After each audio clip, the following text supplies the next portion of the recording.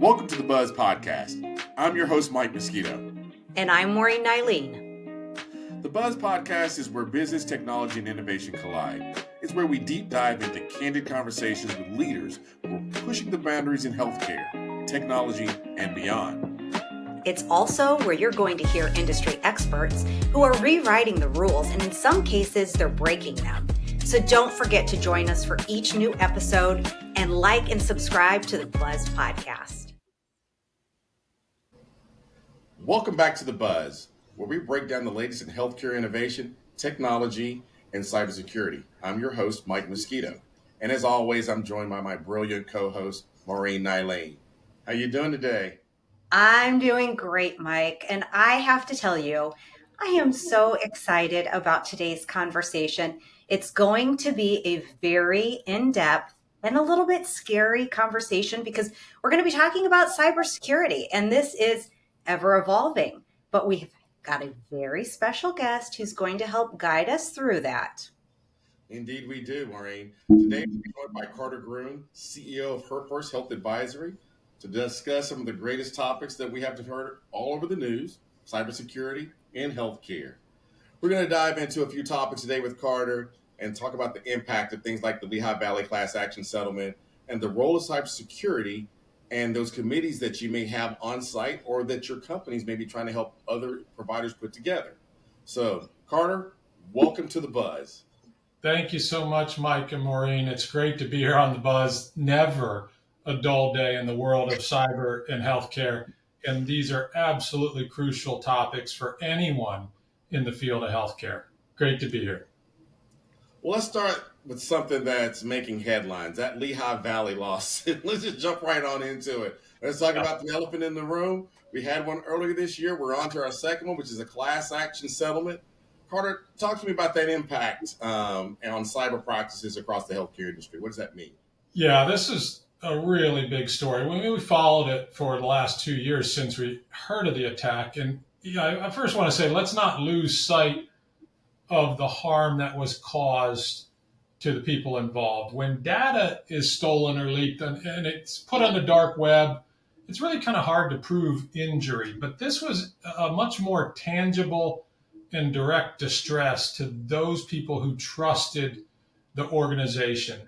And that attack, in my view, was just an absolute new low in the despicable acts to ransom and extort our health sector and really the communities that they serve. And from a criminal perspective, the settlement provides even more incentive to continue attacking healthcare. And the big story here is the type of data that was essentially stolen. This shifts the legal landscape, it shifts the insurance landscape, it shifts the attacker ecosystem. The type of data that was exposed, so not just PHI, but photos, was a major determinant in that class action case actually going to the courts. And then the settlement, as we saw it, $65 million. The public was just not afraid to get retribution on this one because of that information. Wow. And I look at this and I think Lehigh Valley's probably just the beginning of many of these to come. So are you seeing healthcare organizations already begin to change their approach to risk management in response to this? Maureen, it's a great question. I am sure there are organizations that are already looking at this settlement and assessing their enterprise risk calculations, right? Because your insurance, when you go up for a renewal, if you're housing photos, and this happens in many healthcare entities, right? Whether it's plastic surgery or orthopedics or oncology, which was the case of Lehigh Valley, you have to house photos. And so your insurance costs are probably going to go up if that's part of your business model. Your impact analysis, so what happens if those photos get stolen, is going to have to change when you have a bad day, as we call it in cybersecurity.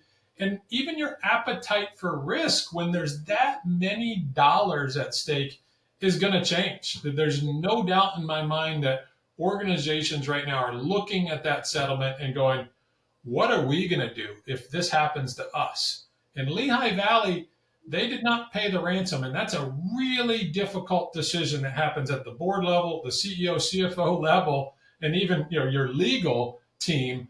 That's a really hard decision, but that was $5 million purportedly that they said, no, we're not going to pay. Then they paid a settlement that's $65 million. So what's that, 13x the potential ransom that they would have paid, that they actually now have to come and pay in the settlement. So in my view, if you're protecting this health information, this data as a crown jewel, as you should be, images and photos are going to have to be even a whole other level of protection that you place, in terms of your controls, in terms of your practices in cybersecurity. You're 100% spot on, Carter. And I've asked this on stage many times. Like, I love doing it in a room full of CXOs and cyber experts that are like, so do you pay the ransom? Who pays the ransom? I just mic drop in the room. I'm not scared to just watch the faces. Well, they get paralyzed, right? Because that's the question, right? Do you pay the ransom? You still have to do the same work of finding what bombs may be left behind in your systems. Oh, so absolutely. This has to be done, right? But do you pay the ransom? And I just like getting different perspectives because there are different ideas. We see Lehigh Valley's on the side of we're not paying it. But then you end up paying eventually. And it may be, like you said, 13x of what you thought you were going to pay. And you never anticipated that number would be that high, right? When you were just looking at a $5 million ransom. We're not giving them $5 million, but they have something of value. Like you said, crown jewel data, but now it's images. Yeah. And images, like you said, they changed the game that we're talking about. And so resiliency is one thing, but let's talk about the role of the cybersecurity expert, the committees within healthcare organizations. What role in navigating today's cyber landscape should they be playing? And based on where you sit, you're a cyber expert. You know you're needed, but are you being used in the right way? Do you think organizations are hiring you to do what you do best, or are they cutting their nose off in spite of their face and trying to penny pinch still? Yeah, I mean, there's a lot, Mike, to unpack in that question, right? And when I think of committees, or I think of process, or what's happening in the healthcare entities that we serve, and it's not just provider organizations or digital health companies, they're government healthcare facilities, they're retail health organizations. I think of all that as governance, essentially, right? And if you have solid governance, and we're talking at the very highest levels of the organization, from the boardroom on down to the operating room, if you have good governance, that then sets you on a path of being a lot more mature in your cyber practices. And we call it the posture, but your posture is going to be vastly improved if the highest levels of organizations see cybersecurity as a core function of the business. It is a business imperative to be as secure as you can and protect patient safety. And so, these committees, that we see out there, they're important, right? We see, compliance and audit committees, we see cyber committees, we see tech committees, but their job, among other things, is to build communal awareness of cyber, not just in the IT department or the security team, but in clinicians, in your operations, group, in facilities, in your personnel, in your patients and consumers, and even, and this is crazy, but even in your competitors. How are you interacting as an organization with the competitor across the street? Are you sharing information about what just happened this morning? You had an attack? Are you helping your community? So it's not just committees, it's governance, it's a communal approach to being more resilient in these situations. And when I think of resilience, it's your ability to adapt and recover. And that's the way we need to start thinking about cybersecurity in healthcare: is how can we reduce the time to recover from these attacks? Because it's going to still keep coming for sure. But can we reduce the time of recovery? If we're hit by ransomware, from 30 days to 3 days, because that then is going to change the dynamic, and it's going to make those ransoms a lot less attractive to the attacker if we as a community of healthcare providers can recover more quickly. I love that. I love the idea of a communal experience and really using and leveraging the resources that you have internally. And I want to talk about leveraging resources externally, though, too, because I do think there is a limiting factor in that you only know what you know. And so being able to reach out to other cyber experts seems like it would be key in making sure that you've looked at it holistically. So do you think you should bring in external experts, or if so, when do you think that those should be brought into the organization? I would like to know your thoughts on that. Yeah, I mean, and I don't want to be self-serving here, but I think getting different perspectives, and risk tolerances and understanding of risk, not only in the healthcare sector, but what's happening in the financial sector, what's happening in the retail sector, that's important. And so, in my view, that should start at the board. If your board does not have cyber expertise on it today, you better get some expertise right now, because that board is involved in conversations in the budget conversations, in directing the organization and setting that cultural tone that's so important in terms of how you respond and how you build a program around cyber safety is patient safety. And so outside help is really important at the board level, but also at the subject matter level. You want to bring in different perspectives and outside expertise, because your team may not have that particular knowledge, or it just you need another view of what's going on, because sometimes you just don't see the forest through the trees in your own organization. And so, yeah, I think it's always a good idea, Maureen, to bring in some outside eyes to look at things, to do your risk analyses, to do assessments, and understand what's happening in the broader market versus just what you're looking at day to day. And I think as we start talking about bringing outside folks in, there's always been consultants and advisors around, but are they the right consultants and advisors for today's posture, right? Because now you have to level up. Like you said, now we're on to images. So the guy you used yesterday may not be the guy you use tomorrow, because they may not have that expertise level of protection around that data.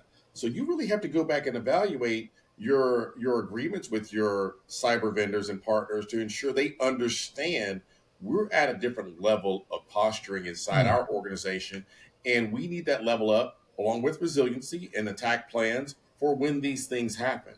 So let's talk about the growing power around these advisories, and from the board level to the IT level.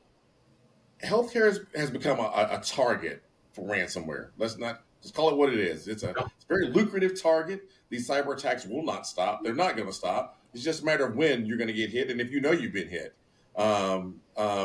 before they get that data and then bring it back to you in a form of, here's how you buy it back from us. How are organizations coping with these increasingly sophisticated threats? They're awake while we're asleep. There's no one staying awake 24 hours stateside here in the hospital to keep these folks out. We have systems in place to do that, or we bring vendors like yourself, Carter, into play to help protect and remediate these incidents. How do we protect against these increasingly sophisticated threats? We're on to next images. What happens next? Yeah, I mean, this is a question a lot of smart people are asking. How do we protect the crown jewels of our organizations? How do we protect the ability to provide care? I mean, that's what's at stake here, right? And look at the Lehigh Valley case. Cyber attackers, the attackers, they're constantly evolving and improving their tactics and techniques. And they have operations that are full on businesses. They've got org structures. They've got customer service. That's a loose definition, but they've got customer service departments. They've got finance departments. They're driving, like the company by revenue growth, just like any legitimate company. And so the organizations on the other side, the good guys, they have to continually evolve their knowledge too. And that's in-house, that's at the board level, that's all the way through the organization and with the vendors that they choose to operate and do business with. Third parties, supply chain vendors. They're one of the biggest risks in healthcare today. You might do everything right in the organization you're running and driving the strategy around cyber, and you've got a couple vendors out there that you're dependent on, and all of a sudden they get hit for one reason or another, you're vulnerable. So who you decide to do business with and assessing that risk is just as important. And so, when you think about what organizations are doing today, they have to build that into the culture of the way they operate as a business. And if not, I can tell you, you're going to have a bad day. And even the good organizations have a bad day. But if you're not thinking about that and you're not building it into your processes and your people are not looking out for you in every way, it's going to be a lot more difficult to recover from the situations that we are seeing every day in healthcare. Gosh, this is just so complex, and it's just getting more complex by the day, it seems. And I'm chuckling inside at the idea of this company somewhere located, in some dark basement, which I'm sure that's not the case at all, but running an effective business. And so my mind's kind of stuck back at that. But I do want to switch and think, again, the complexity of all of this. Where does the government come in and bear any responsibility? And do you think that the government has provided the necessary framework or support that's going to help organizations be effective at preventing attacks or being resilient when attacks do happen? Maureen, this is a pretty sensitive topic right now because we've been through a year where we saw Change Healthcare get attacked that had massive, massive impact on the healthcare ecosystem. We saw a very large health system in Ascension Healthcare get attacked, and they had to divert care for several weeks. We saw a healthcare or a cybersecurity vendor, CrowdStrike, have a challenge internally that impacted that. That was a cyber event. It wasn't necessarily an attack, but it was a cyber event. And, a lot of us in the field are saying, where is the government response? Yes, there are frameworks and there are best practices. And I want to say there's been a lot of progress made by several of the agencies and entities that are, looking at this, right? So there's a lot of good advice for organizations that are motivated to protect their vital interests. But healthcare, it's inherently plagued by its own business model. So low margins, right? And so to think, well, we need to increase our spending on a non-revenue generating activity, right? So think about that. We're going to increase spending when we're already not making a lot of money, or our margins 2 to 3% at best. We're going to invest in a non-revenue generating activity. That's a really tough call for a CFO. So then you look at the government and say, what incentives might we have as a critical infrastructure entity, right?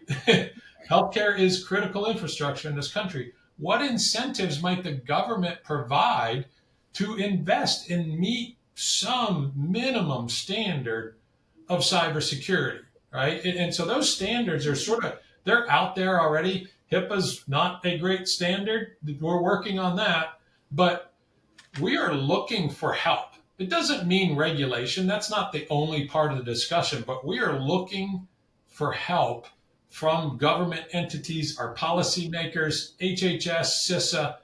What can those entities do to help these organizations recover and prepare for the adversaries that are attacking us every day. And I can tell you right now, they're falling short. And I don't know exactly why that is. We could probably have an entire podcast on that topic, but We'll come there back to that. are frameworks out there are best practices out there, information is there, but we need help from the government to do better as an entire sector. And you're right, Carter. And I think we've seen the government have its own issues with cyber, right? I mean, it's not just healthcare institutions. Unequivocally. Our own government struggles Yeah. with data integrity. And that doesn't matter what form that comes in. They struggle with data integrity protection. And that's a critical issue in all fronts, in all industries, including government. So with the rise of these attacks, explain to me, talk to me about like the intersection of ransomware, data integrity, and healthcare resiliency. So I'm planning, I know these things are coming out there. I've got this new gold mine that I've got to protect. And it's the new gold mine, right? Yeah.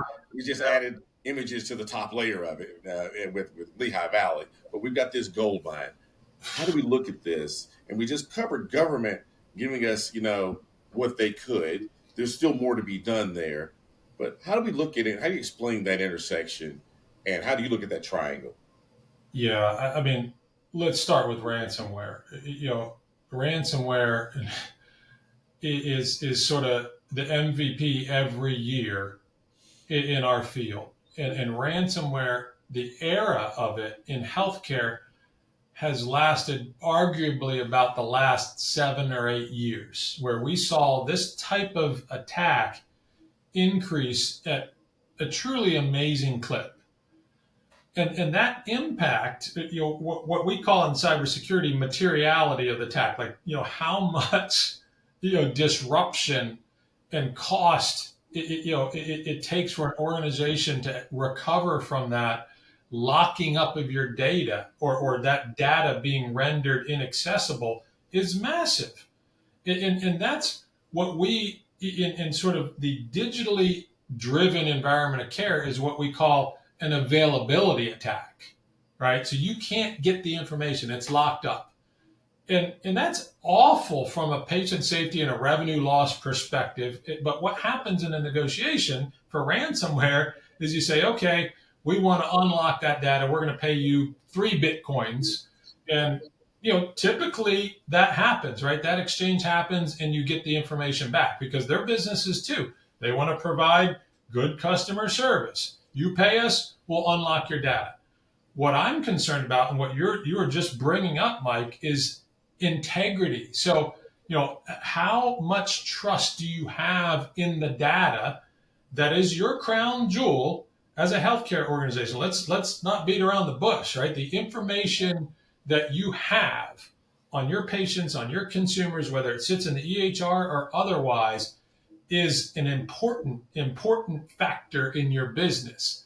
And if that information gets changed, let's say somebody got into your system and changed 10% of that data and then told you, oh, by the way, I changed 10% of your data. It could affect lives here.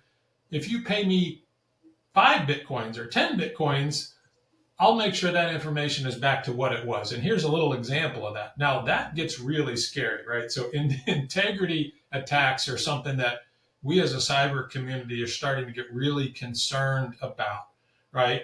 And that intersection of ransomware and integrity and sort of resiliency that we were talking about earlier is really what's on the minds of organizations today. And it should be on the minds of board members in terms of, number one, how do we respond and recover from attack? But how do we ensure our data has integrity? Because that starts to truly get scary, right? Because you can't just pay a ransom and get a key to unlock information.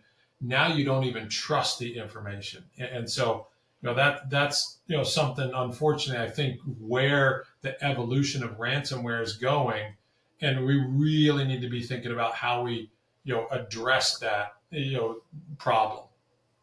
Carter, I remember you bringing that up when we chatted previously, and that wasn't even something that had factored into my mind as far as it's one thing to think that these bad actors can go in, pull your data, lock it up, and then say, give us money for it. And if you pay, they give it back to you. Okay, Yeah. that's fantastic.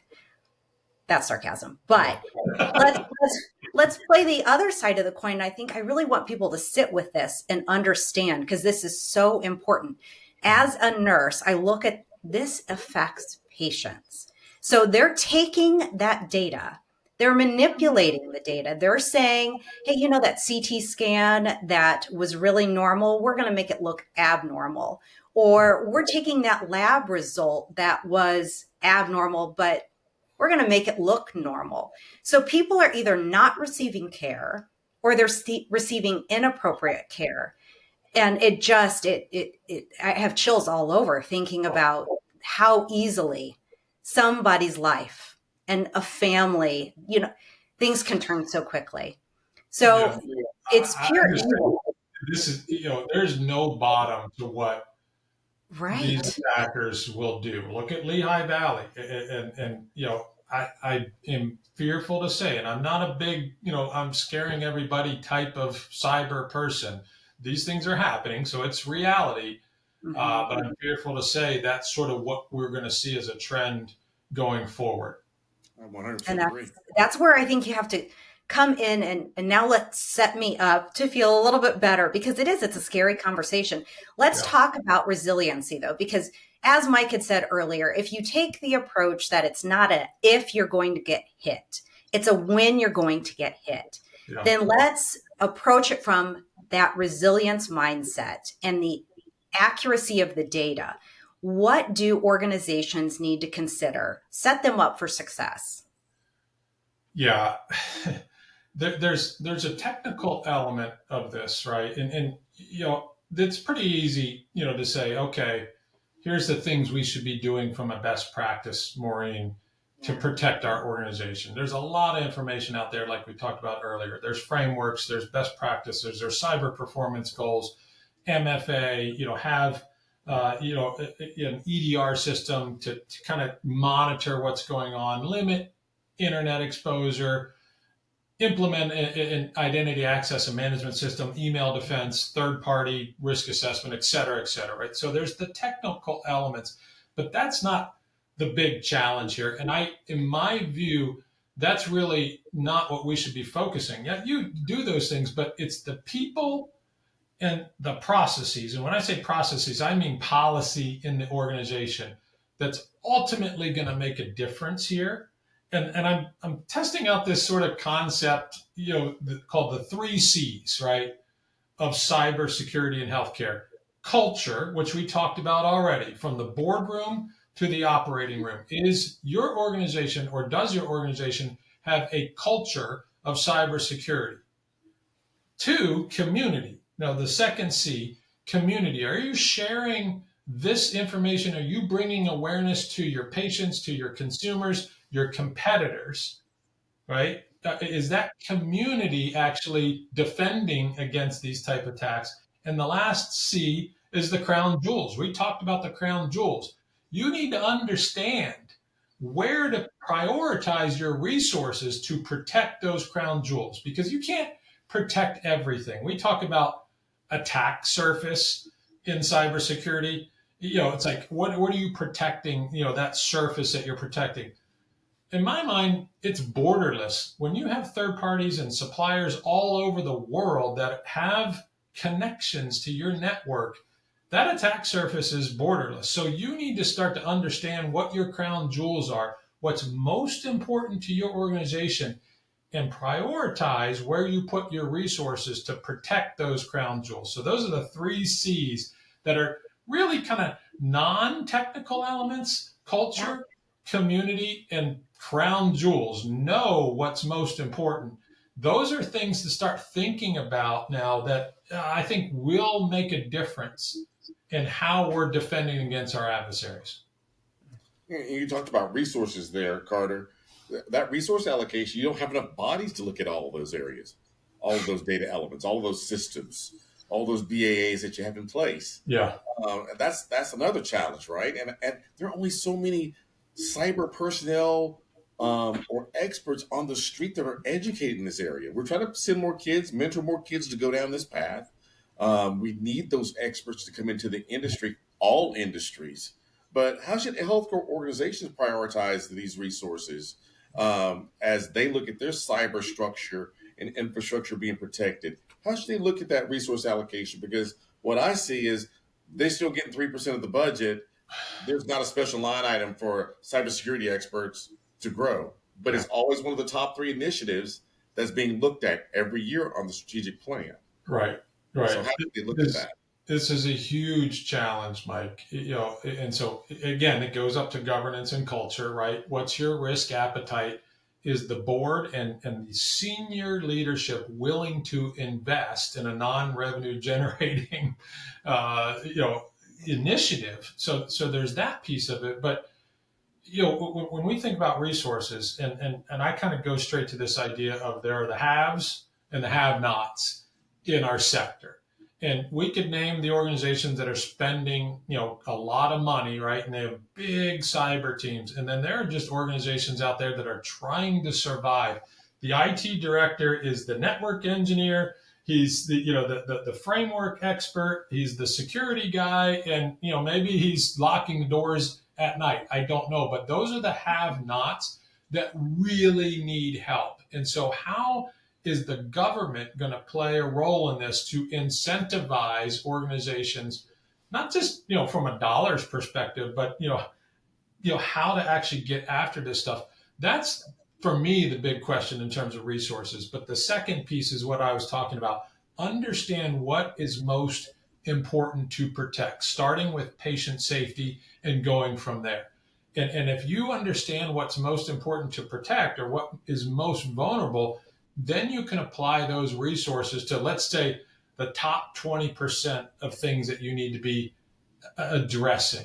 And so that's another way to look at how you utilize limited resources. And believe me, every healthcare organization has limited resources to address this challenge.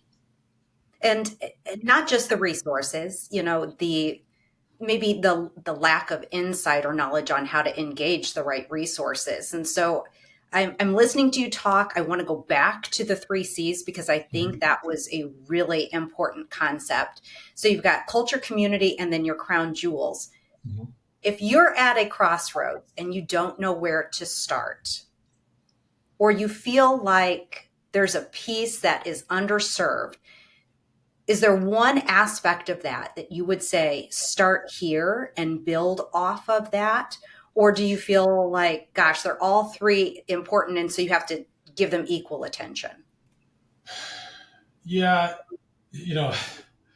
I see a lot of organizations in the work that we do. I talk to a lot of people about this challenge every day, from clinicians to cyber practitioners to top strategic security thinkers to CFOs and boards.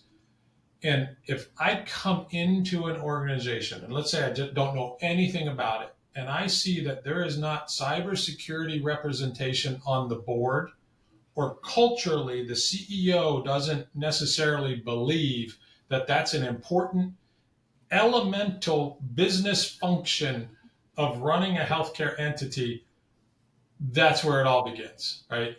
Because none of the other things, building a community, understanding what's important in the crown jewels, all the technical things that you could do don't matter if the very top of that organization doesn't set the tone that it is a business imperative to protect patient safety as it relates to your cyber program. Then nothing else matters in my view. And I'll tell you, if I walk into an organization and I don't see that, there's a lot of conversation to be had, and I'm really worried at that moment about the organization and how exposed it is.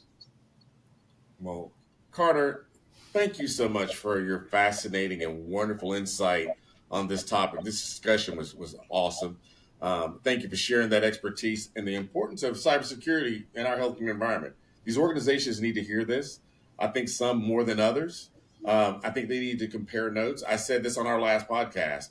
Why aren't we sharing and collaborating more amongst Yep. ourselves, whether it's on the patients or on things like cybersecurity? Like we saw this breach, we've seen this type of attack. We were able to stop it. Here's how we stopped it. We have to stay resilient amongst each other in the face of these increasing attacks and threats. So thank you very much for joining us today. Mike, Maureen, I really appreciate the time. I think the final thing I'd love to say is, look, we talk about resilience a lot on this particular subject, and it's thrown out in cyber circles almost too much. But it really means, how you respond and how you recover, how you adapt to what we're facing today. And we always need to think of patient safety first. And so thank you guys so much for having me on the buzz. It was great to talk with you guys today. That was a perfect way to end this segment. Thank you so much, Carter. And for our listeners, if you want to learn more about First Health Advisory, or if you want to get in touch with Carter, check out the show notes for more details. And that's it for today's episode of The Buzz.